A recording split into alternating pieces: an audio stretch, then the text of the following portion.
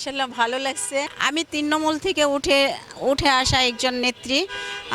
যদি সঠিক ত্যাগীদের মূল্যায়ন করা হয় তাহলে আমি আশাবাদী এবং দলের সিদ্ধান্তই আমি অ্যাকসেপ্ট করছি। আজকে 900 জন এখানে ইন্টারভিউতে ডাকছে তো, আর তার মধ্যে আমাদের মহিলা সংরক্ষিত আসন নিবে 35টা।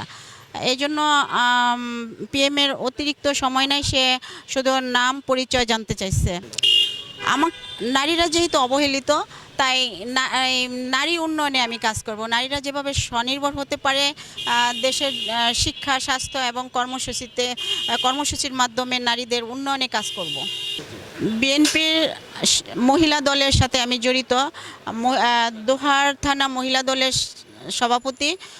তারপরে আমি বর্তমানে ঢাকা জেলার যুগ্ম সাধারণ সম্পাদক এবং শহীদ প্রেসিডেন্ট জিয়াউর রহমানের 19 দফার কেন্দ্রীয় কমিটির যুগ্ম সাধারণ সম্পাদক।